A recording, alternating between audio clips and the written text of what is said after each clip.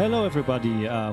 This is Cheetah, and you're listening to the commentary track of the EFX Pawpetshow, Phantom of the Pawpetshow. I'm sitting here together with Tani and Icefox and Fairlight and Leonard, and we're hopefully going to give you some funny insight about the makings of this show. Passengers for flight 834 to Northern Alberta. Okay, here's Mika, I nearly said. I mean Tani. And yes. Yeah, this is Icefox. I'm playing Lori in the show. Yes, and I'm Fairlight, forced to speak English here, playing Poke in the show. Hi, this is Leonard. I'm Lionel. Lionel Scritchy, the namesake of the show. Lionel Christopher Scruffycat, please. Thank you. That's important. Mika still needs a family name, by the way. to Northern Alberta will be delayed because of technical difficulties. Yes, I'm poking lots of fun at the Czech Republic. I'm really sorry for all the Czech people listening to this commentary. Please do not take this personally. We're just poking yet. Some fun because of EF9. Everybody who was there can relate to that, I guess. Okay, there we see the first big prop of the show. Oh, my taxi. Yes, it was modeled after an actual London taxi. The only problem we had is that original London taxis are black. And of course we couldn't do that because you wouldn't be able to see it. It's a mix of a London taxi and a yellow cab. Black and it's stretched a bit. Black taxi on black background. So that's a New Yorker in London. Yes, yeah. it's kind of an Englishman in New York. In New York. It's actually the biggest prop we made, wasn't it? Yeah, it was. It was. Pretty impressive there. And we had to stretch it a bit so all the puppeteers and puppets could sit next to each other in the cab, so you could see actually everybody playing. Yeah, but it was also a little bit cuddly Yes, at all. So for the puppeteers it was very cozy. Cozy. Yes. Cozy. But, well, there Poke goes again, like making fun of Laurie and about her sex life again, like in all the other shows too. And Lori always bites it. Yeah. Yes, it never gets old. What you see in the upper left corner is what you can't see on the video because none of the camera could catch it. In the opening sequence, there was the skyline of the airport painted in glow-in-the-dark paint on the backdrop. So unfortunately, it's not on the video. Well, most of these things were actually made of paper, and there was like one accident after all the props were created, and that was that rain was actually pouring into the place where all the props into were the stored. basement, yeah. Into the basement, and so most of it was like pretty damaged, and they had to fix it again, and they did a really good job, I think. Well, the taxi survived. It was laying on a car, Yes. I think. How fitting.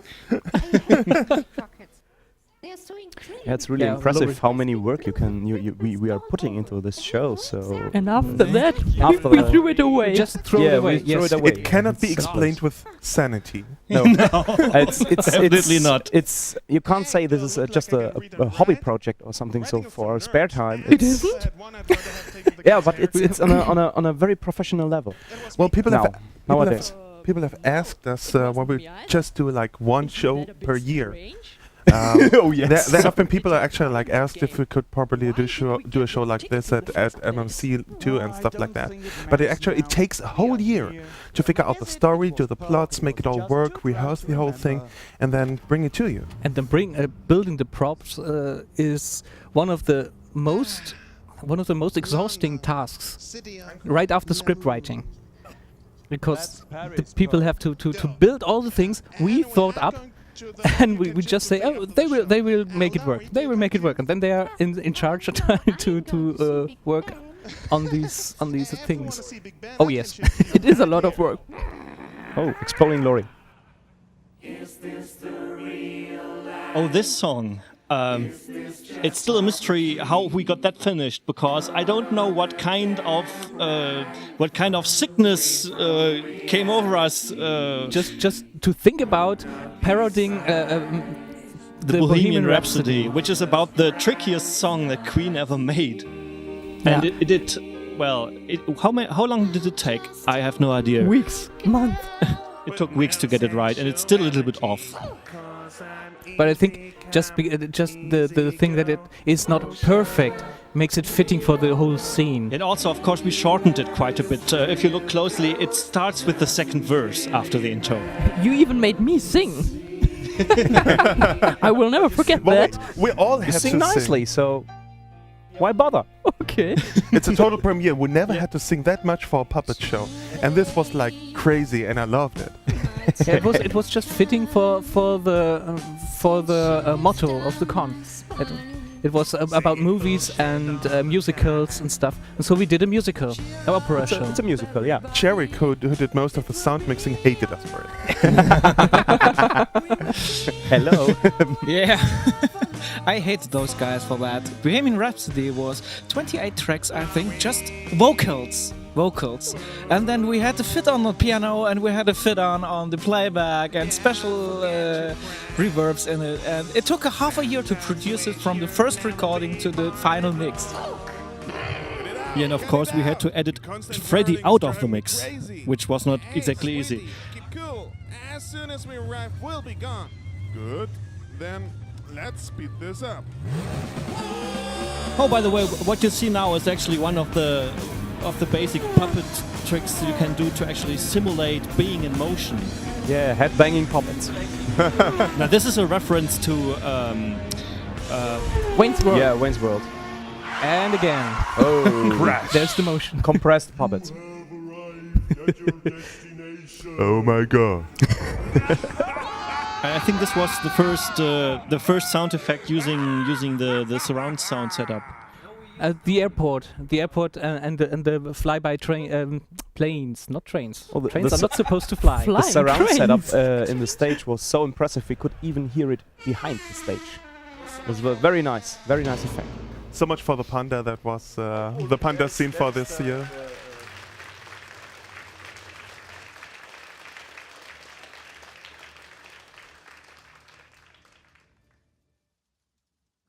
Oh, look, there is the Chandelier. chandelier. Yeah, we actually had two chandeliers that were supposed to be rigged up, and later in the show you will see it and used for the show. I don't want to take anything forward here. There were supposed to be two chandeliers hanging from the rigs, but when we started to pull on the left chandelier, the cord snapped. It just went. Just a few seconds before the curtain opened. Yeah. And we had the cord in our hands, and the chandelier was still on the stage, lying there. And we went like, oh god, what are you gonna do? What are you gonna do? Okay, just go with one chandelier, and everything will be fine. And it wasn't supposed to swing like that either. Yeah. No, it caught in the curtain while it was drawn open. Yeah. And we were looking at this chandelier. Don't fall. Don't fall. Don't fall yet. Oh, by the way, Because everyone, I mean, the positive effect of this was the whole audience was looking at the chandelier. Yes. by the way, we still have not found Laurie's brain. If anybody finds it, it could have actually been misplaced, wrongly delivered to one of you guys. And if you find it, please return it to her. She really needs it badly. Return it to a UPS, FedEx station near you, and Maybe it was so small they couldn't just relocate it. I didn't expect you to say that. Hey, I'm not Laurie. She's not here at the moment, I hope. There were also supposed to be two red curtains hanging in the background.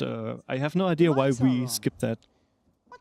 Someone forgot them, huh? Are you sure you got the date right? Oh, it's always very, very stressful, especially the last 2 days when you have the final rehearsal. And for the first time, you put up all the props because for rehearsals, we only use a provisorical stage in the basement here. And we don't have the place and the facilities to put it up. Oh. This is now coming up. Yes. Remember how we got Fellite doing yes. Fellite is doing his little dance in the next scene, and Fellite wasn't moving right. So we just came up with the idea, grabbing in his sides and tickling him like hell. Yeah. And he was dancing, and she just said, yes, that's it! How did you do it? Magic. And we just tickled him. Yeah. Okay, so doing the show. but later he had grasped the idea. Yes. What you have to go through to just be a puppeteer. You can't even imagine. Oh, this joke is old. This joke is really old. My favorite. But someone had to do it. Yeah. but it's now getting better. Even better next. With Laurie. Just about the whole props. Does anyone remember the times when we still had this magic 8-ball that's serviced as almost anything during the first rehearsals? Our stand-in props when we hadn't built the real props yet. We just put up the magic 8-ball somewhere on the stage and said, "This is a telephone." Yes, I was telling the story. As I said, we always do the first rehearsals here in the basement, and we just can't put up all the props. Oh, this is so Laurie. Yes, absolutely. Yeah, that's Laurie. Absolutely. I bet she was crying when Bobby died. Bobby died? I wonder how many people in the audience are old enough to grasp the joke. I hope there was at least 30% or something. Yeah. Listen to us. If you understood this joke, you are really old. Yes. Like us. You mean there are even more people knowing that Snickers was in a red wrap-up? I love that scene. He's doing his best, but nothing happens. Poor Lionel. Yeah. Poor old Lionel. Oh, you could see the stagehand. Someone didn't wear his glove. Who was it? I didn't. You could see Lynette didn't. when Mika was conducting. You could also see the stage. Yeah. It's That's very nice. Our first rock puppet in the show. It's played by 2 people. Yeah, Tiger's Eye played. I think this was played by Tiger's Eye alone. Am I right? Yes. Yes. Eye And then I'm changing to play the hands. Yeah, later Later, on. yeah. When And in he the background starts you see singing. the bats flapping. That's actually Owolf doing the bats flapping. And the mask and everything. I mean, this is so far out. Meanwhile, I mean, hey. Look at this stage. I also like the effect on the faces, on the mask. With the black light. In the background. Yes. In the backdrop. The glowing lines, outlines of the masks. Yes. The first time we tried that, when we put the color on the Styrofoam. Yeah, styrofoam. And the color ate away the Yes. styrofoam. It did. It has some solution stuff in it.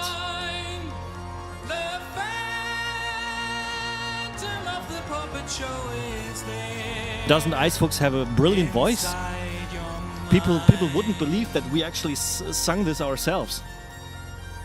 Actually, I'm singing with myself in this scene. It's so bizarre. Yes. The Phantom of the Opera and Laurie's voice is actually the same guy. It's both Icebox. Tell me I love something this about it. Except for that voice, of course. And at this time, we were all eyeing Xan, who was responsible for cutting the cord to drop the Chandelier. And that was because of that I was looking at Xan. He was not there. He was the most watched guy in the scene, but he wasn't there at the moment. I thought he would be. So I lost my cue and didn't slap Poke in the face as I had to. And those watching this on DVD can try and watch it on the Backstage cam. I'm still angry with myself. Yes. Yes, Poke was actually waiting for that slap. Yes. He looked forward to it. Yeah.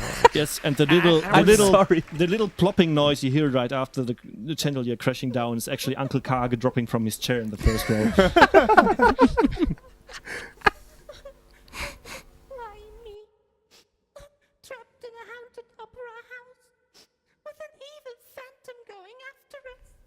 Okay, And Laurie of course, goes crying Laurie again. always You cries. know what I think? Someone is playing a very, very bad practical joke on us. Yeah, and here can we can see the first impression of what we are going to tell the people. That everybody has his merits, his flaws. Laurie is crying, and Lionel tries to solve it with logic. And he sees there's no door, and when he can see no door, there can't be a door.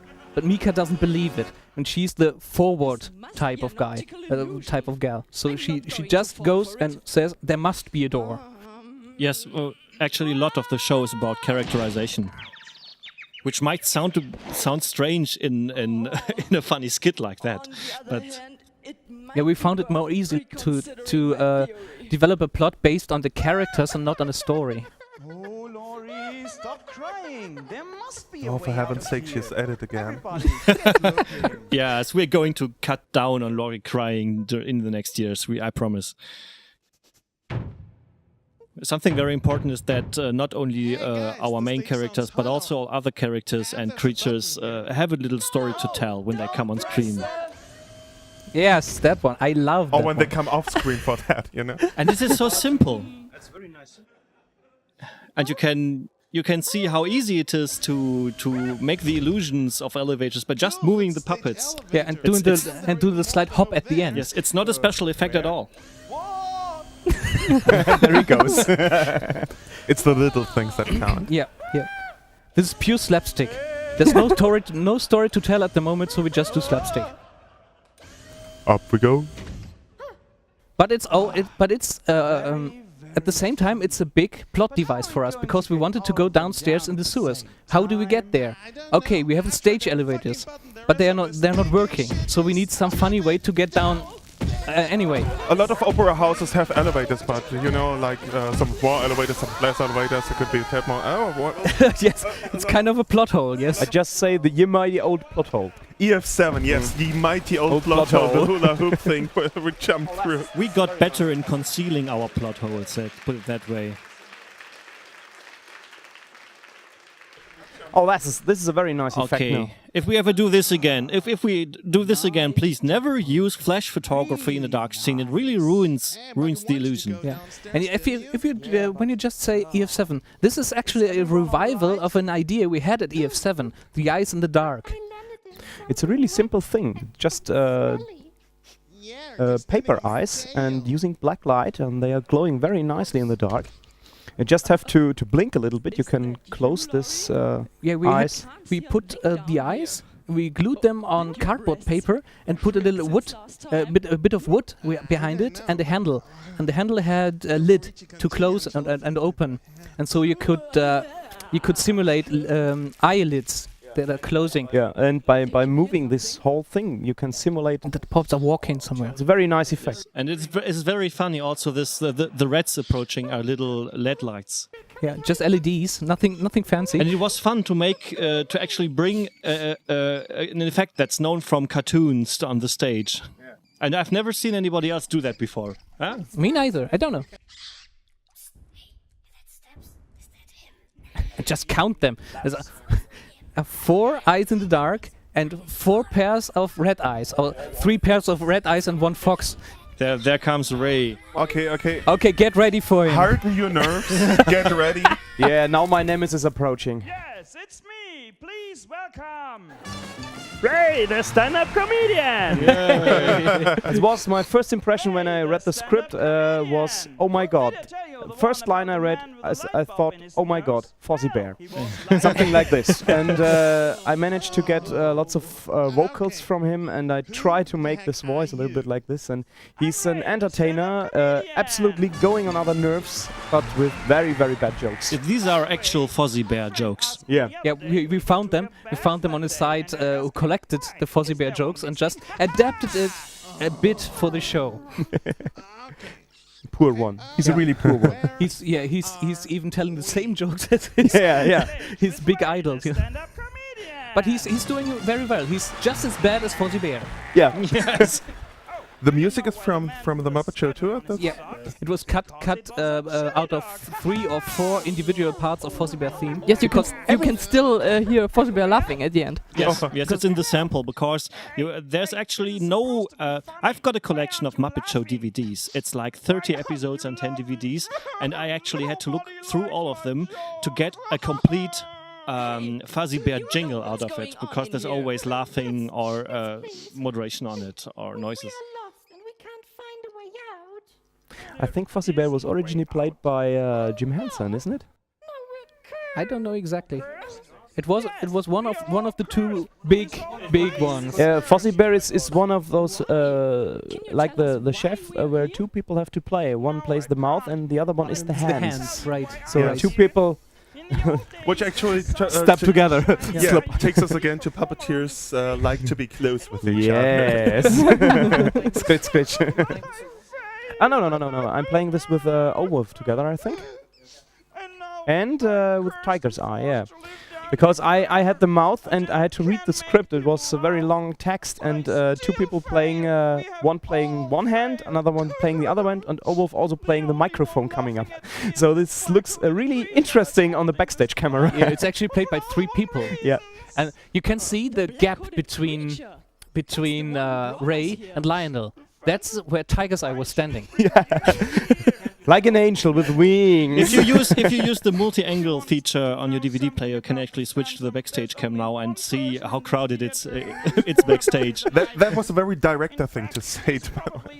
There's one thing to say that this stage is actually really huge in the back, compared with our first stage, which was about 2 to 3 meters or so, with 4 people sitting behind and 2 levels, and it was really crowded there. The first stage was something actually built in my kitchen, so I couldn't make it any bigger than my kitchen was. You're talking about the Eurofriends 6 stage. Yes. So Yes. that's what we had 5 years ago. 2 by 2 meters, and was like completely filling up my kitchen. I couldn't even cook anymore. Yeah, well, this stage is 6 meters wide, and the puppeteers have a room of 1.5 meter depths.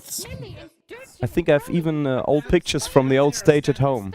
So. Oh yes, and for the first there time, it goes. and for the first time, the puppeteers are actually standing behind the stage. For some weird reason, we always were sitting. I have no idea why. Kneeling behind the stage. That was a very stupid idea. That was the time where the standing came in handy, because I was falling down this, or Laurie was falling down this drain, and I actually just let her fall a bit and then ran away. When you heard me talking here, I'm in the sewers now stuff, I was actually not behind the stage anymore. I was in the backstage room to just recollect the next scene for me. Yes. Just imagine we had like 60 or something like that pages of script to handle, and it was like, okay. And everybody was glad for 1 extra second. Yeah. Oh, poor Ray. Poor Ray. I'm so sorry for which him. he never ended.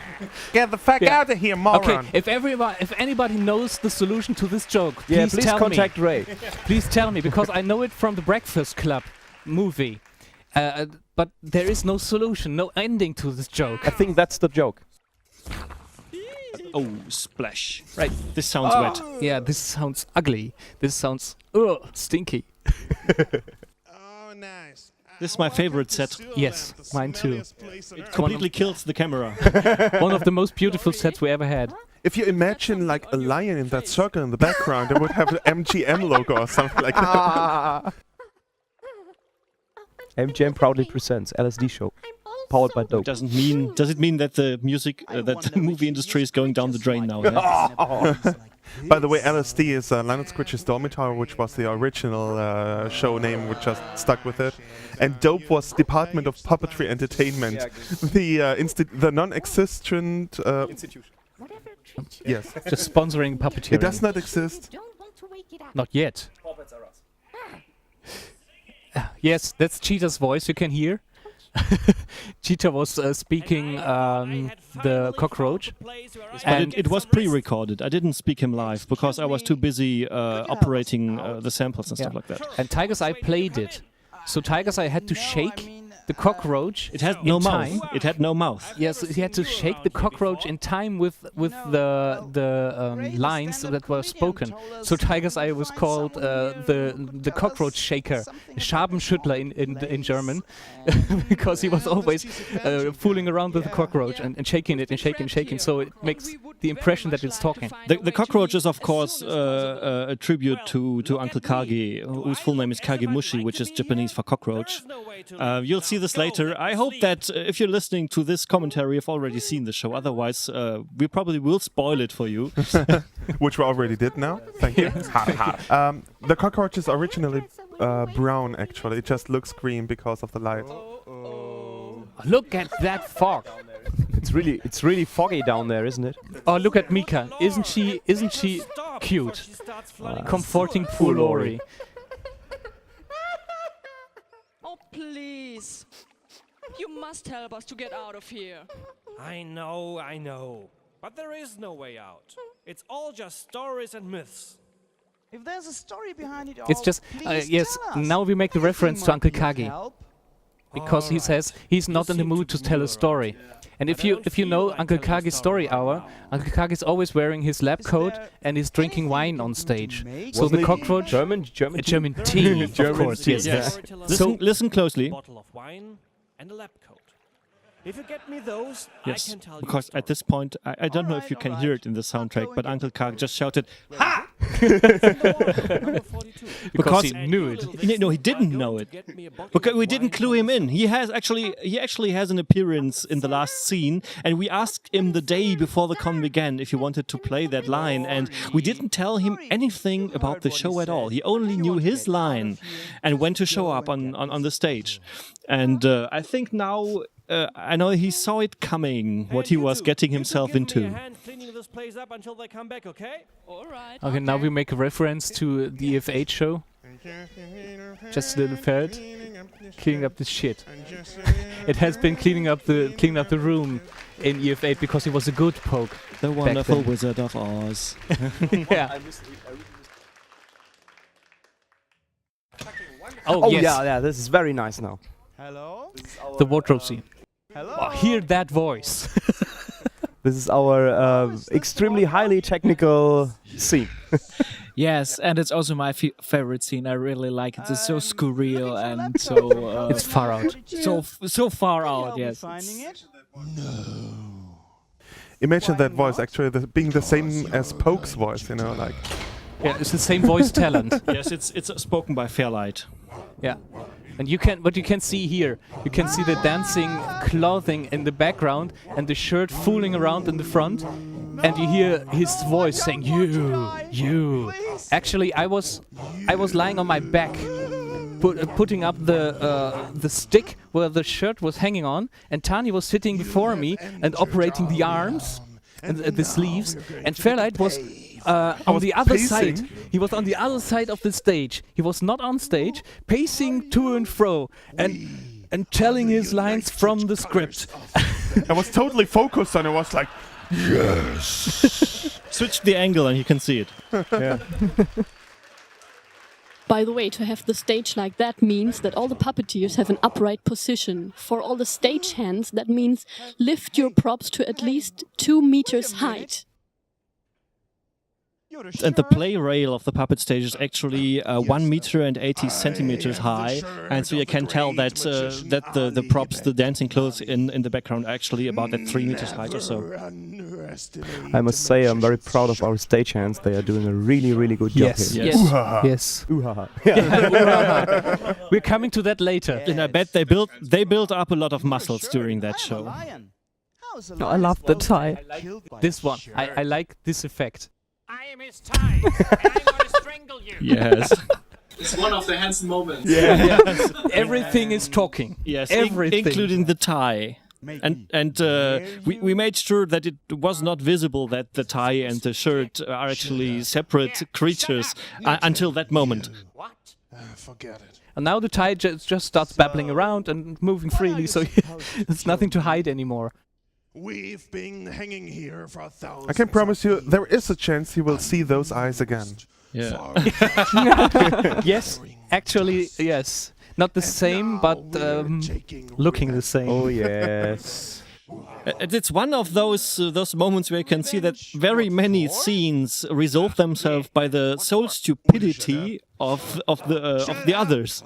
Yeah, of the enemy, so to speak. Yes. People. Yeah. First, they cut our patterns out of a piece of I love that speech. and stitch us together with pointy needles. Ouch. I remember the glitch from the rehearsals. Yeah, and we dry us with searingly hot water. I mean air. Dry us with searingly hot air. They torture us with hot irons and fold Yeah, us into and the audience was so clued into the ooh-ha-ha thing that they expected an ooh-ha-ha after each sentence. You can hear that now. We hate people. And now. Someone in the first row shouted "ooh ha ha," but it wasn't coming. It's a good sign, though. The people are really diving into the story. Yeah. And around. And around. Yeah. Yes, he wakes up every night screaming. Oh, my microphone was constantly falling off my head because I was lying backwards. It wasn't made to hold in this position. Still, it didn't pose a problem, unlike the microphone that Tani was having. There's lots of hissing and popping in the sound. That's because one of the very extremely crappy microphones we got from the rental company. Technology. Never again. Yeah. It was not like technology, but it was close. The leader of the code rank? Yes. Follow the leader. Yeah, he's the leader of the code rack. You can see it clearly. Now you can see while the good always prevails, it's because the bad are really, really stupid. What is that? Is that a price tag? Price tag. He gets more and more panicky. You can see the movements of the sleeve. It adds to the situation immensely. When we tried that before, Fairlight playing the sleeves, the arms, and talking at the same time wasn't just as good as it. Yeah, you can see it here. It didn't work out. It's hard to focus on both. Yeah. I think those are the small secrets in doing good scenes. Just placing and using all ways you can do. Making sure that nobody has to do more than they can handle. There it goes. Rest in peace. And one of the big secrets of doing good performance is adrenaline. Absolutely. I've, as a director, I have made the experience that playing in front of an actual audience makes people twice as good. Yes, the rehearsals were not as good. Oh, now comes the wine cellar. Now this is a very nice scene. This is my favorite one. The wine cellar. Did anyone actually look up its wine cellar or wine cellar? I still have no clue. So this is one of the points if you're writing a show in a foreign language. I'm still quite glad that people are actually understanding the things we say. Luckily, Eurofurence has about a 50% international audience who are not native English speakers, so... Shh, shh, shh. Oh, very nice moment. Oh. I remember singing this. Get out the tissues. Oh, poor Laurie. Oh, the wine bottles. About the wine bottles, we tried to get bottles that could be placed on stage and look like wine bottles, but were made of plastic because if they fall down, they couldn't break. We tried to drink the wine. It did not work out. Oh, it was horrible. It was the cheapest stuff I've ever seen. We were looking for wine bottles in prop shops, and they were about 3, 4, 5 euros a piece. I think those came from a home improvement shop. Yes, we were in a home improvement shop, just shopping for other props and stuff, and we saw them at the exit, and we thought, hey, this looks like plastic wine. We took them and saw 98 cents per bottle. 89 cents per bottle. And we took 8 bottles of them, or 10 bottles, I don't really remember, 12, and took them to the cash register, and she said, does this wine taste good? And we said, I don't know, we didn't try it yet. She didn't tell me if you did, when you did. And then we tried it and it was horrible.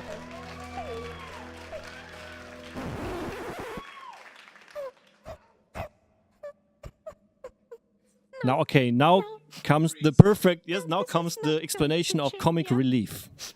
Yeah. The very definition of it. Brace yourself. Still causes nightmares. Right in your face. We tried to get the audience in a mood where they were so depressed and they were feeling with poor Laurie. And how do we get out of there? It's a turn of 180 degrees. And the dancing sun still gives me the creeps. I guess Zephyro owns the sun now. Yeah, I still have it. He's using it as a pillow. Yeah. I can't understand that. I'm sorry. Some people are just sick. Yeah. Sorry. You mean we? Yes, perfect to work on a puppet show. Grab the bottle and run. Now the ghosts come up. The ghost was originally supposed to appear out of the bottle, but we just couldn't do it. Hey, you. This is again Fairlight's voice. Yes. It was too small to see, but the ghost had eyes. Yeah, you can see it if you look very closely. and don't have a very small screen we have here at the moment.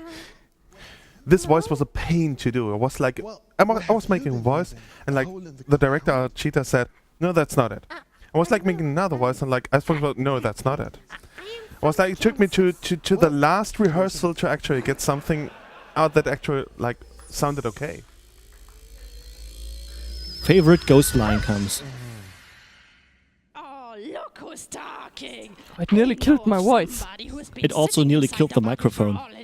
No, my voice was already destroyed from the shirt scene before. I've only heard the children 500 times. Excuse me. Yes? Can I please? Yeah, can you imagine the voice of the second ghost, the female ghost, coming up being the same voice that usually speaks Mika? Hours get lost. Well, it works when Mika is enraged, you know. Like. Oh, she would never do that. She sounds different. She sounds different when she's in rage. And there's also a nice bit of storytelling in here because you can again see that those two ghosts actually have their own affairs, and that Laurie is actually just busting into it. Yes, and the other thing you can take with you is if you drink too much, you're gonna end up as a ghost. Ghost of the alcohol. And Laurie is slowly getting the point, so that the ghosts are sick of standing around at the same place all the time. 3 times now within the last 1,000 years. And just think about it, that moving around about 5 or 6 meters is a vacation. Okay, well, if you think about it. We make a deal. Yeah, they've been stuck there for ages. Moving around for 6 meters isn't a vacation for Pawpet players. You will see soon.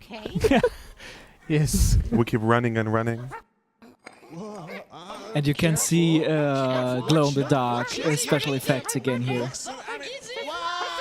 Now the bottles turn around and show that they have eyes. It's another Henson moment, as we call it. She spilled them. And now you have from the left to the right side 6 meters. And whoops, there it goes. I'm so sorry. Okay, 3 meters to go. I just need 1 bottle of wine. Okay, this 3 meters. They're running to the other side. Now Laurie.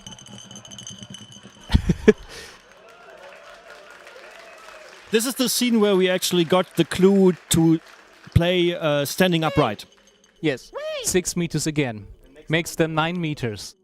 Oh, there's no way you can do this on your knees or even sitting. No. Another 6 meters. And these are 4 people playing the bottles. And during the rehearsals, the poor guy on the outer edge always got the bruises when everyone else at the stage had just crashed into him at the end of... Yeah, yes, like now. Okay, this did not only look painful, it actually was. It was. And this were 27 meters of Pawpet way running to and fro.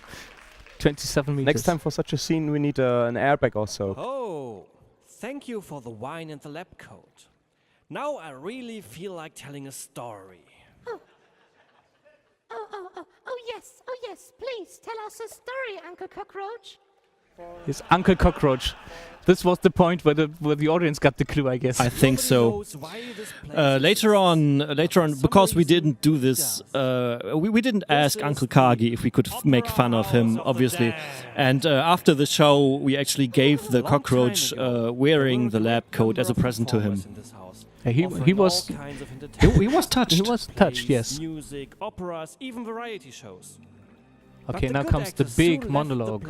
But it's necessary. It's necessary to explain what's going on. And now you can see, yes, now you can see what we had, what we practiced a long time. The puppets are not just standing still. They are not static. Yeah, they're not falling asleep during the speech of another one. They're just looking around, looking at each other, maybe just pacing a step in one direction, the other direction. I was actually tempted to fall asleep. What that guy was saying was like so boring, was like so far out. Well, yeah, you have to keep the puppets moving in order to keep the illusion that these are actually creatures that are alive. You mean they aren't alive? And this is one of the few moments crushing my illusion. they come alive. Well in this place, unable to find peace. until they Some have more life, finally some have will less have life. learned their craft, And it's actually one of the few scenes that have a film-like background music. And the Phantom? Who The is he? background music is taken from a Jim Henson movie, actually. How fitting. It's taken from the Dark Crystal. where the Phantom lets all of the actors prove their skills. Yeah, on and he stage. tells them And if they what's do happening, enough, but their souls he will doesn't find tell peace. them everything. Until now, this So has they never happened. just get It a seems bit that of the the clue actors what they still have have a to lot to do, learn so until they he can can finally watch reach them this. trying to solve the riddle. And what about us? We We actually tried to sit the cockroach onto the wine rack while he was Nobody talking, knows a way but out. this didn't work out. So we just put the wine rack in the back of And it. rumor has it that they went I like through the a atmosphere in the secret sewers. passage It hidden sounds in the really office of wet. Eric. Yes. Eric, the evil executive. Yeah, the background sounds. Nobody has been talking to Eric for a long When we tested it for the first time with the rats in the sewers, our cats got crazy. Yeah, the little scattering noises in the background. Cheetah, the background music, is it actually from the Dark Crystal? drain pipe and take the third intersection to Yes, the it is. left. Then go up until you reach the bathroom. From there, Yes, the hall to the right. description how to get there. Of course, it's going through the drain and up the bathroom and stuff. No problem for a cockroach. This is the first impression that the cockroach is more than it appears to be. What was that? I'm sorry. Happens to me all the time. And of course, we don't notice. Even I didn't notice until you said it now. There was a meaning to this laughter?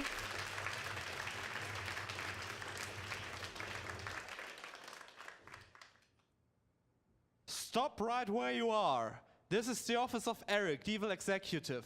What's Yes, the secret password? this is Tiger's The Eyes. secret password is fuck you. Tiger's Eyes Easy, little performance. one. We don't want to hurt you. We want to see Eric. How interesting. And the Do you same have an thing. appointment? The guards aren't No. saying a thing. They are See, just sitting problem there, but they are solved. moving. Goodbye. They're alive. Yes. And now our friends have a problem because they need to mock poke It seems we're into not getting far. Into anger. into These guys seem anger, tough. and this is not easy. So, Because you can't just go and insult him, because everything you try to say may be true. And maybe a compliment. Look, Pock is staring. Yes, in fact, it could be much worse. That he could be flattered by it. Did you hear that? Just do the opposite and it will work. That guy over there called you a fruitcake. Mika catches on very quickly. And the audience obviously doesn't know what a fruitcake is. Well, Maybe, yes. And it's not food. He said that you are the Just most look it up. boring, close to normal fruitcake he ever saw. Rather lame. And this is something Poke cannot stand. What? Which one of them He, said that? close This to guy's asking normal, for trouble. Being lame. no way. And the other guy Stare. said that your mama is so And Tiger's Eye is ugly. actually When playing the she tiger. joined an ugliness contest, they said, sorry, no professionals. That didn't work out though. Well, my Evil, dad was evil. kind, so- It didn't work And out. Mika, It was Mika not and bad Lionel enough. always laughing at the points where you think Poke should be And he insulted. said But that he she must wasn't. have put you And into they a didn't get Catholic it. kindergarten because you're looking so well behaved. Okay. Catholic? And now we're about to see another special effect that isn't actually a special effect, but just good puppeteering. Yes. well, Yeah, actually, that's the thing. Hollywood studio needs $10 million to set up a camera rig and stuff, and we just do it with good puppeteering. Yes. Including the manual sound effects. Yes. It's a premiere. First time using this effect in a Pawpet show. Yes, Fairlight was pitch shifting his voice in real time. See, all it needs is the green light, the slow motion, and the sound effect, and people just know it's the Matrix. Piano poke! Piano poke! Piano poke! go! And now he's You're slamming fat. against the wall. Because the stage is not wide enough. Oh, that But- was not in the original. I just did it in all the rehearsals Yes. and I kept doing it. And now just think about it. It is a 6-meter stage and it's not wide enough. Wow. Was that harmless enough for you losers? Wow. All right. The coast is clear. Let's move in. Okay. Okay. Nice move, Poke. Really nice. I remember playing this scene with all the funny Where's Eric? clothes on already for the last scene. Oh no, not this one now. We will get to that. Obviously, he's Oh god, oh god. The next The thing, office is deserted. scene we did about 100 times or so. we repeated the part where the hand will come up yes, right. from the trapdoor. It was very hard to get the timing Yeah. right. And I think after the 6th time, Lionel went back to the beginning and said, "Oh, I don't." What did I say?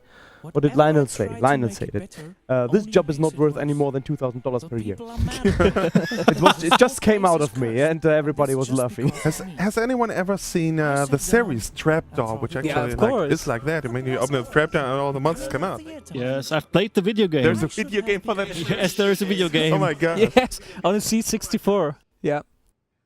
Our Trapdoor was a very, very funny Oh, you were funny doing this show. yellow monster thing. I guess it was yellow.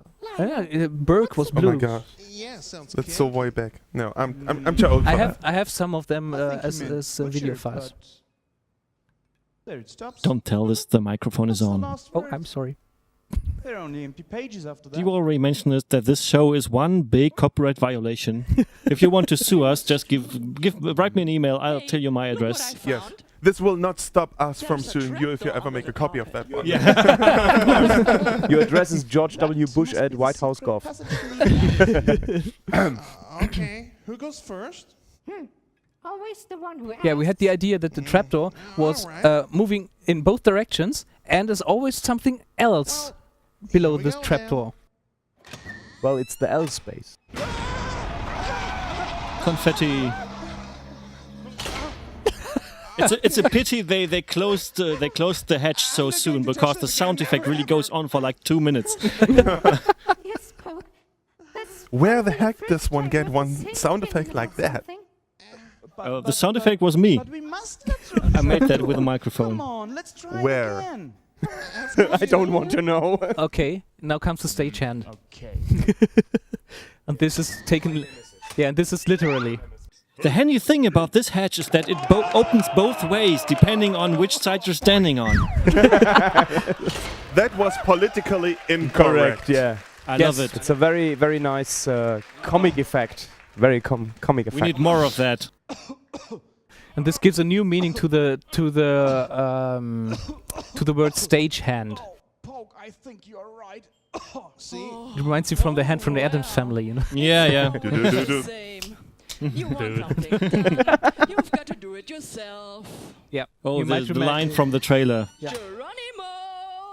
There are That was always a very nice jump. I love that jump. there are always those lines from the script that just kind of get stuck in your brain, and you keep quoting it for years after. Like, I'm gonna die. I remember the rehearsal times when we came back on stage after the light came on, and everybody was coughing because all the fog. And I don't know, Lionel or who was it? I don't know. Said just this guy is smoking way too much. Absolutely It didn't make it in the show, but Yeah, smoking can kill you. I mean, you kids see, don't do this at home. You see the fog in the background. Just imagine the fog does not stop there. No, it goes down and down and down. we couldn't see a thing. Poor Laurie gets it again. Thank you. Laurie deserves it. Come on.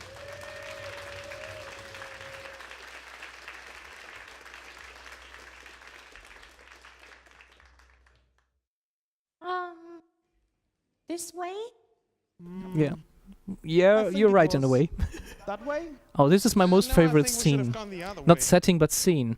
I'm not so sure. Very emotional scene. Yes, Yeah, it's I love dialogue. the most serious scene in the entire show, because actually our heroes are reflecting about themselves.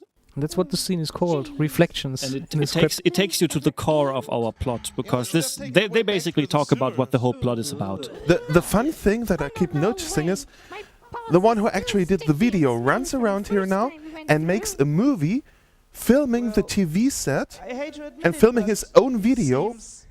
So maybe someday you will see the making of the making of. Oh yeah, as if But it let's get wasn't back on my topic fault. here. And it certainly doesn't help to sit it's a very around emotional Yeah. scene. And you can see or hear the characters getting more and more worked up because they are not getting anywhere, and they're just insulting each other and telling how stupid they are or what mistakes they made. They're close to the edge. And this was all the Phantom's intent, because the Phantom was hoping to actually suck up their emotions, to see how they're acting.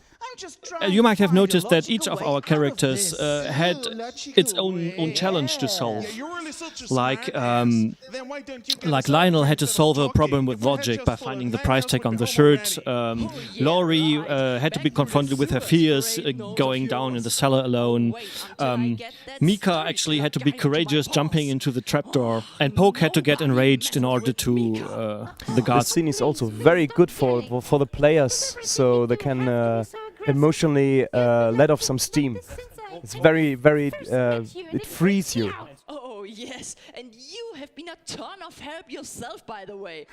Yeah. Shit! Such a coward. Yeah, look at Laurie. She just turns away from Mika. This is a very simple way to show the people I don't like you. When you can't have your facial mimics, you can just do it with your body, just turning around like this. You see, Mika doing the same thing. It's pretty tricky because these puppets are one-handed puppets. So you can't move any facial features and you can't move their hands or feet. The only thing you actually can move is their head and their mouth. The muscle a little bit, but it's really complicated to show some body language. No, mostly it comes really from the dialogue. We have to use the dialogue as a means of showing emotion. You can actually do a little bit sort of body language with the Pawpets, but it's very, very complicated. It's limited. Yeah, it's very limited. It's very limited. You can do a lot more with the rod puppets, you know, like the Phantom we had. You have to work with your voice and, well, as I said, you can move the muscle a little bit, like the Kermit effect when he moves the muscle nearly inside the head, or when you he's a little bit you can curl up the face. Yes, show disgust. But that's it's very all. easy to show disgust. Yeah, being disgust. You are disgusting. What? Unfortunately, disgust wasn't one of the emotions we needed. At least it makes us different from all the people living here. Aha! Now So Mika let's gets keep the it that clue. way. We know how we are. We know what we can do, and we know what we can't, and we're not trying to do something else. I mean, why do they try to give this? Yeah, at least we had puppeteers who can puppeteer. Every month there is a big show and they want to pass the test. Just refraining so the audience gets reminded of what has happened before. And very interesting, this is the last scene of the show that was written. Actually, yes, it was. Because we had to know what was happening or what was going to happen until the end before we could write the scene. Because this ties it all together. What to do is the Phantom himself. He's the one who decides who must stay and who may go. Boy, is he wrong. There must be a reason to all of this. But he doesn't know yet. Don't tell yet. Yeah. No, that way. This is one of the quotes I've been talking about. Yeah, and this is comic relief again. We are in a very emotional part of the story. We're trying to get it into a comedy again, slowly but surely. This way, that way. No, this way. Ah!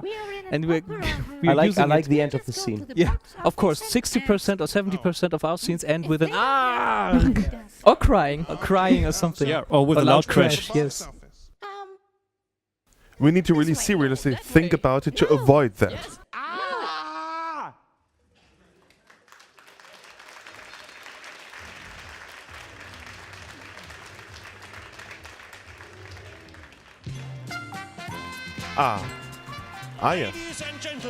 The music is from the Wheel of Fortune, isn't it? Yes, it is. We used it at EF7 for the breaks. No, it's from The Price is Right. The Price is Right, correct. Yes. I keep forgetting that because they didn't use that theme music on the German version of the show. We had actual we had helpers in the audience who were prepared with food to throw at him. Yeah, plastic food. One of them was clued in when to throw them. One of the ladies in the audience actually freaked out with laughter when he saw the people throwing them. We still keep finding those fruit things. Yeah. It's just plastic, but it can hurt. Yes, Yeah, we're recording this commentary track 1 year after that show, and yes, and we still have a banana. Yes. We found it in the cables. Yes, and the banana is now used as telephone as stand-in prop. Yeah, because the magic 8-ball disappeared. Yes. You're confusing the audience now. Who will stay and who will go. And therefore, now we can see why we had the stage elevators. We had to get on stage somehow. Yeah. These elevators were almost as good as the plot. And now Tiger's Eye had to get out of the Phantom and back into the cockroach again. His it took hand. some time. His hand. Yes, of course. Actually, in that scene, I was playing first Ray, then the Phantom, then the cockroach. Yep. So he played so many roles, we still can't remember which one. Oh, that was so embarrassing. You'll see me failing to give proper credit to the puppeteers later. No! Who are you? And how do we get out of here? Don't you dare to move. You owe us an explanation. Yeah, the poor cockroach gets into a very tight situation there. And it was a very tight situation for the puppeteers because we had to place a table somewhere near the microphone because there was someone to show up later and needed to get high on top. As I said, the handrail is 1.80 m, and we had to get a human actor appear behind the stage. People just disappear. I don't have a clue when or why. Yes. We had 5 puppeteers standing there, and there had to be a table placed in the middle. Between them somewhere. Yeah, in the middle. All I wanted was to learn from you. And now the conclusion comes out. If you ever think furries are cuddly, try to become a puppeteer. Yeah, if you like to smell, the bodily sense of all your neighbors, just get a puppeteer. Big butts, and I do not lie. It's a sweaty job. Yeah, smells like Teen Spirit. But in reality, I wanted to see what violence looks like. I wanted to see how a Look at that microphone. It's actually a small torch taped to a stick. to see how courage and fear And are it points expressed. completely the wrong way. An actor like me has to know how to show emotions. It's a very good microphone. But you are a bad actor. Here you can hear the popping in Tani's microphone, which is a shame. I'm a cockroach. How expressive would you be if you had an exoskeleton? Yeah, driving lorry away so we could make room for the table now to be placed.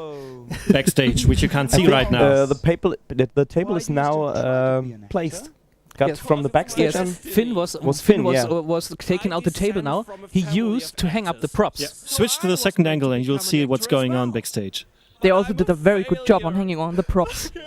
Finn is our multi-purpose tool. Yes, indeed.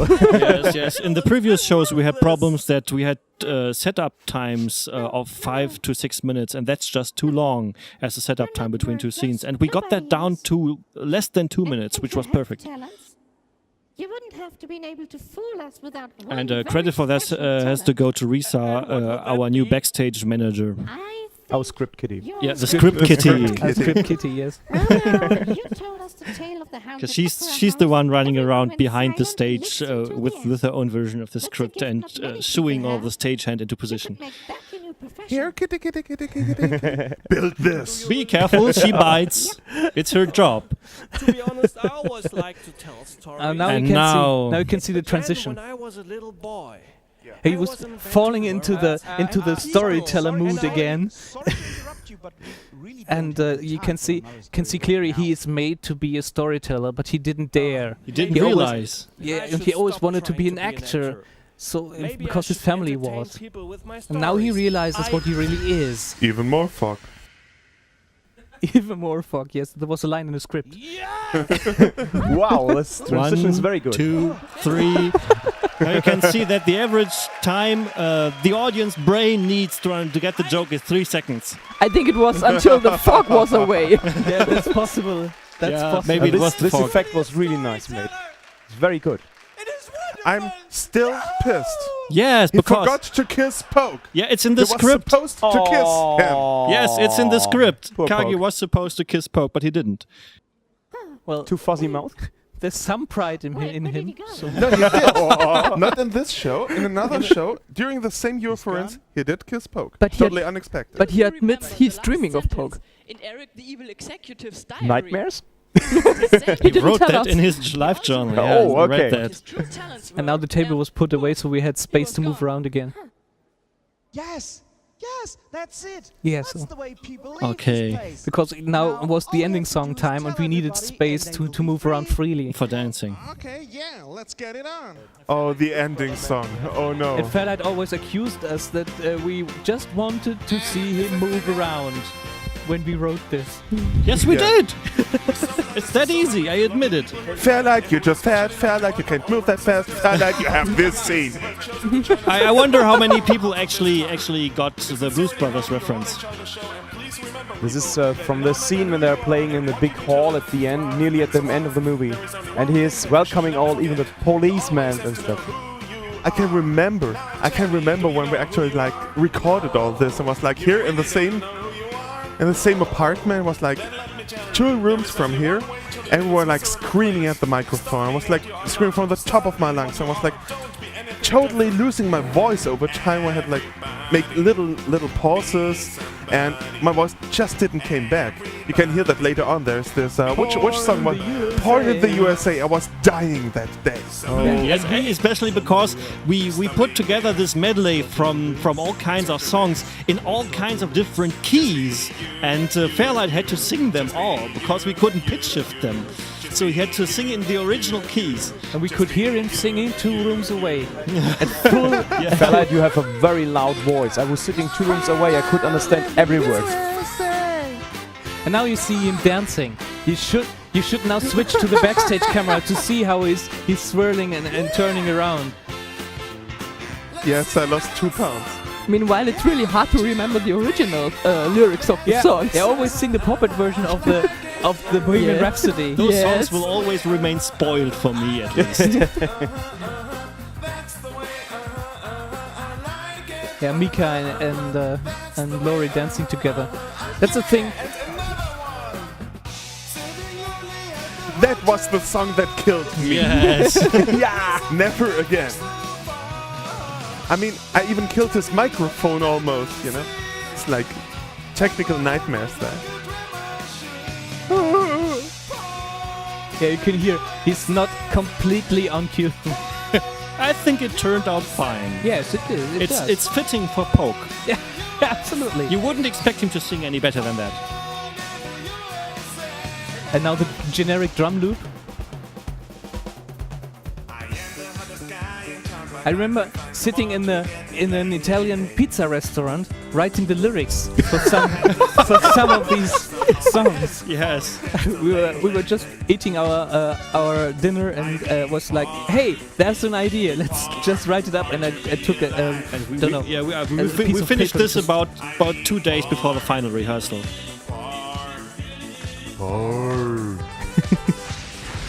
And now the simplest things always gets the best responses. Yet I'm now very lucky that this was one of the first stereo recordings of the Beatles, and they put all the vocals on the left channel and all the instruments on the right channel. To get a karaoke version of this, I just had to turn down the left channel. I get it. This is the ending song. Ending songs are supposed to be noble and spectacular. And all you do is sing about And Andrew Lloyd Webber also really gets it from us. Stop the music! Stop the music! My personal belief is that Andrew Lloyd Webber should have become a butch. You know. What's a Unfortunately, he became a composer.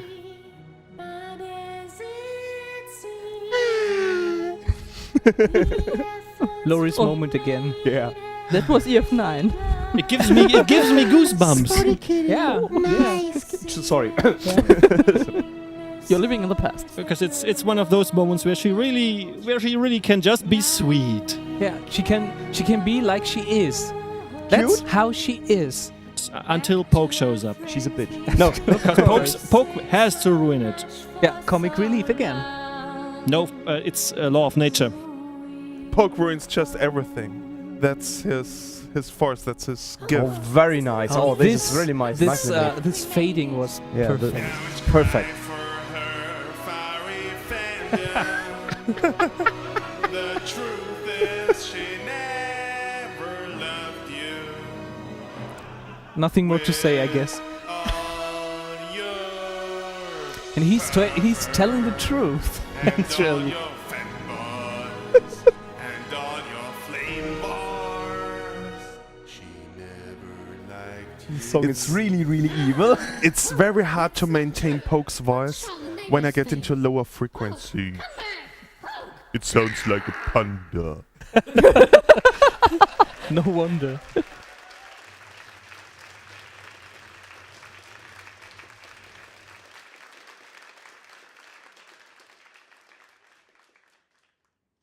Look at this. They are all gone. Okay, now comes the scene that actually started it all. You won't believe it, but actually the idea for this scene was the first idea for this show we had. We sat together after EF9. I think it was in Bayreuth, and we had the staff dinner after the con on Sunday evening, and we had this idea of it was after the con in the Czech Republic, and we just said, okay, we'll have to get something to break down during the next show and make fun of this. We had the Chandeliers, but that was not enough. So we actually put a lot of effort in building the stage so that the lower part could fall away. Yes, it's Dragnet. Yeah. What? We thought if there was something to break down, why not the whole Then now, stage? let's get out of here. We could obviously not break down a cage of aluminum and stuff. and look closely what everyone is wearing. And it was really hard to play without laughing when you looked at the others. Yes, with all the silly stuff on. We already had the stuff on since the beginning of Act 3. Yeah. I lost about 2 liters of water. Just sweating. Did Lionel pull my tail? Yes, he did. I did never notice. And it was a nice way to visualize, so don't do this, please, don't do it. Hey, motherfucker, I'm gonna kill you. Okay, now comes the 3-second rule again. The ultimate in comic 1, relief. 2, 3. 3 seconds. It looks so stupid. This is really stupid, yes. And why was Risa phoning somebody? Calling the police? Yeah, there's a telephone behind the stage that is directly connected to the director's desk, so that the people behind the stage can call me, the director, if anything's going wrong, or to give me the okay to start the scene. Okay. It's always a relief to hear that song. Yes. If you hear that song, it's over. We're looking really, really silly. And Okakage is drinking. Of course. No, he's not drinking. All It's the one color things on this on this DVD. I mean, it's like incredibly red. And Sticks Uncle out. Kage is not drinking wine because that's one of the fake bottles. Plastic bottles. I got my eyes on you.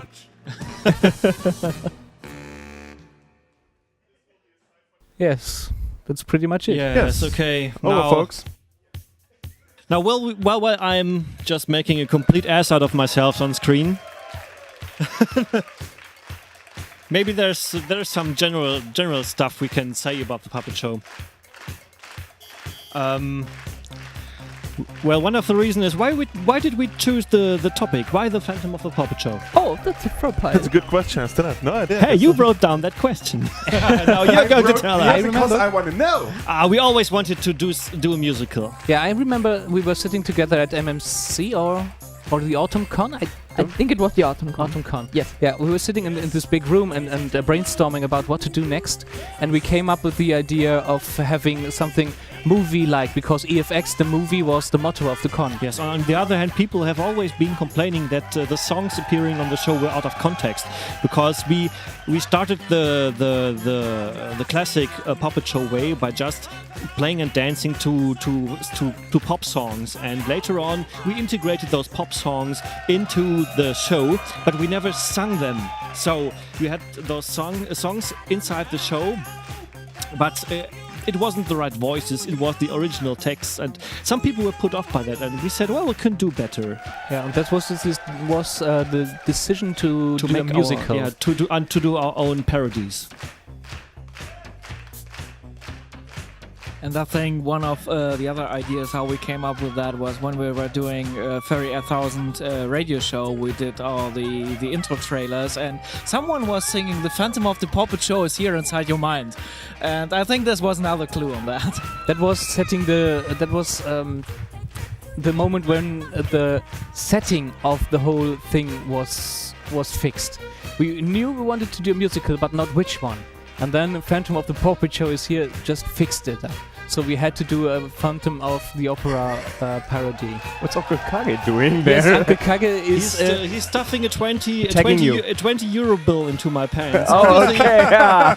But all And he he's more gets, shipping all he you. gets is the tie. Oh, and you're very what expensive. people don't know that actually he demanded his 20 euros back after the show. And I had troubles finding it in my pants, honestly. and he said, "Give me back my 20 euros." And I was sitting there, I have no idea where they are. And I don't believe you. You're stealing my money. Here you can also see how many people are involved into creating this show. It's Yes. quite a lot nowadays. It's actually about 20 people we have to pull off this show. At year 5 we started with like 5 or 6 people.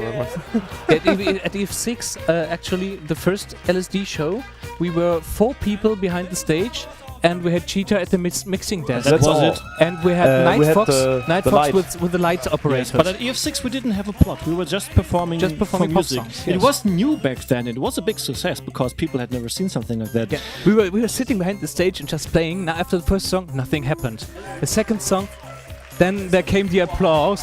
And how many people are sitting out there? I don't know. Can you look? I try. Just looking out of the slit of the curtain we had there. Oh my and then, God, oh my it's God! full. The hall is full. Okay, keep on playing. Keep on playing. Yes. And it was fun. It was Yeah. genuinely funny. And then EF7 was kind of a disaster planning-wise, which led us to the invention of the mighty plot hole. Which actually was a plot hole because we didn't finish the script in time for the rehearsal, and We then didn't know how to get to the desert. we were naive enough to think that we could finish the script on the first day of the rehearsal, which was not right. We didn't. We almost. Well, we almost ate each other. We got the plot hole sitting together in Berlin, and Yes. at 3 o'clock in the morning or so. I have no idea anymore. And it was we 40 could not degrees. work. It was incredibly hot. We were like all sweating, Sweating, and yeah. no one wanted to rehearse anything. It was the weather was like shortly before a thunderstorm without the thunder. Nothing happened. You just you sweat. We were sweating all the time. So we invented the mighty plot hole. Yeah. Leading to the desert. Yes. Your old mighty plot hole. Very nice thing. The show somehow worked out in the end, but It frankly, was just because it was new again. yes, Yeah. And we had live actors on stage. Yeah, and we had a very, very well-meaning audience. Now, to be honest. Yes. Then came EF8, which was the FIA, which is now cut. Because everybody's talking about the FIA, and we still show up in FIA outfits on we foreign know all conventions. about you, really. Yes. But I can't tell you guys too much about the FIA because, you know... These files are classified. Don't worry, at the end of this video you will see a flash and everything is gone again. There Yes, are then, archives, though. Then EF9. At EF9 we try to make to shorten down the plot and try to get the audience to participate, which failed. Failed. Yes. It failed badly. You cannot say it otherwise.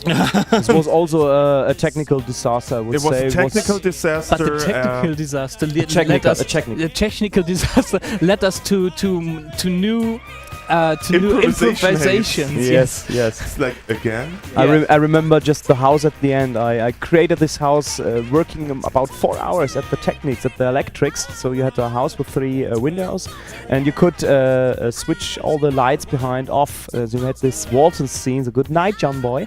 And during a power failure, in a rehearsal it worked, and in the show we had a power failure and nothing was happened. working. And they had about 10 seconds, and the stagehand came up with torches. 3 torches. With flashlights. That was record time. Incredible. Nothing was working, and we said we need light. And then was the first torch put up into my hand. We could make an entire 2-hour commentary just on EF9. If you really want to know, go and ask Uncle Kagi. Yes. Because he made it into one of his Don't touch that pole. Why not? Don't touch that pole, yes. It's under power. Oh, you're joking. But then, I no. mean, the failure of EF9 actually is what gave us the power to pull off something like this at EF10, because we were all really motivated to finally make it right. And we took all the precautions and used all our improvisation skills that we learned during the years before, and it made it work, finally. Yes. Even if we had some technical failures, but we could work around them. Because we had the routine, we had the we were not panicking because something was not working. We're just working around it. We were angry, but I have we never panicked. did it. I should have never panicked. I mean, I never ever panicked in my entire life. Oh my gosh. Sorry. Okay. The trick is to panic before the show. Yes. Then you have no reason to panic later.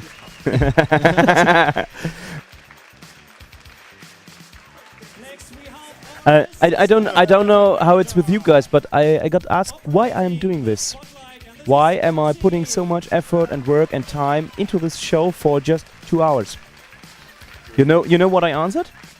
It's because I know that in these 2 hours I can bring the people away from their daily problems, and I entertain them, and they are happy when the show is over. They are happy, and I knew I did something they liked. Yeah, we're having fun. That's why I'm doing this, and that's why I'm going on. If we should ever stop this, I'm really missing it. So please don't. It's as simple as it would be boring without. Yes. That's it. Yes. And actually, this is our 5th Pawpet show. Yeah. Which is kind of a small anniversary for us. And it was the 10th EFX, which was another anniversary for us. So we just couldn't afford to screw it up. Yeah. I think we'll see you guys at AF 15 at the LSD show 10 again. Maybe, who knows? But we did lots of work. We worked hard for this show. We rehearsed 3 times at Essen Kedwick studio, and 2 times 3 weekends. Yeah, and 2 times 1.5 times. Yeah, okay, 1.5 times on site, and we played this show about 10-12 times the whole way through. More than that. I don't know. I Really would say it's remember. about like 20 more. times before we went on stage. It feels like more. Really more. Yeah, this was really something to remember, I guess. All fuck-ups were actually intended. Okay, the credits are going to roll soon, so our commentary ends here. And I hope you enjoyed the commentary as well as the show. And I really hope that you will come back, because we will be back next year at EF11 with the Funny Puppet Show. Okay, take care then. Take care. Hope you had Goodbye. fun. Bye. Thank you, Cheetah, for hosting. Well, thank you for taking part. All right, goodbye. And they're rolling. Keep those bottles rolling. Sorry.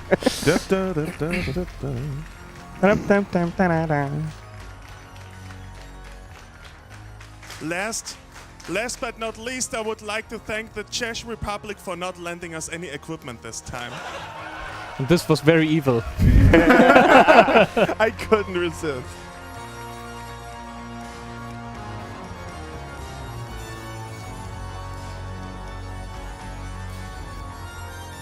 Nice tune.